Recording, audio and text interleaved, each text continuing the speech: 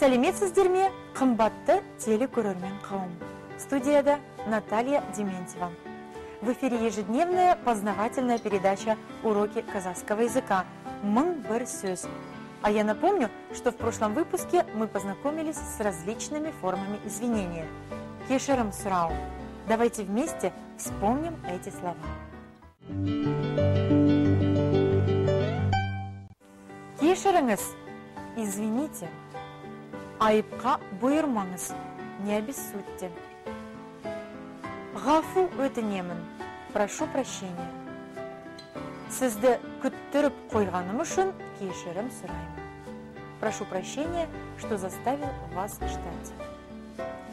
Ғафу етіңіз, мен сізді түсінбей қалдым. Извините, я вас не понял. Кешіккенім үшін кешірім өтінемін.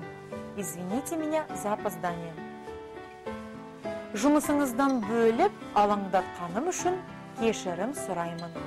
Извините за то, что я отрываю вас от дела. Сізді мазалағаным үшін ғафу етіңіз.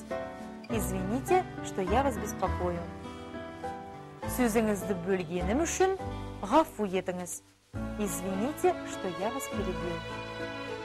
Ренжімеңізші. Не обижайтесь, пожалуйста. Ашуланбаңызшы, не сердитесь, пожалуйста. Надеюсь, вы хорошо запомнили эти слова. А мы переходим к новой теме. И сегодня мы познакомимся со словами, которые часто используем в своей жизни. Это слова восхищения, слова восклицания. Вот наиболее часто используемые из них. Будьте внимательны. Өкінішті-ақ. Ах, как жаль. Бұл не дегеніңіз? Да что вы. Керемет. Здорово. Ұят емес пе? Как не стыдно. Қандай әдемі. Как прекрасно. Мүмкін емес. Не может быть. Шын ба? Неужели? Өте аянышты. Очень жаль. Өте жақсы. Очень хорошо. Солай ма? Разве так? Тамаша. Замечательно. Бұл ғажап. Это чудесно. Мен өте қуаныштымын. Я очень рад. Өкінішті-ақ. Ах, как жаль. Бұл не дегеніңіз? Да что вы. Керемет. Здорово. Ұят емес пе? Как не стыдно.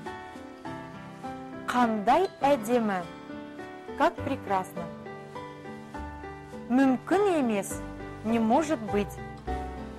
Шын ба? Неужели? Өте аянышты. Очень жаль.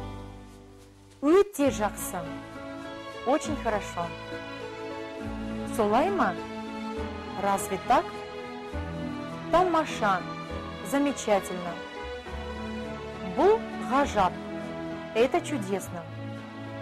Мен өте қуаныштымын. Я очень рад. Это те слова, которые вы можете свободно использовать в своем обиходе. А на этом наш урок подошел к концу. Бізбен бірге қазақша сөйлеңіздер. Келесі кездескенше.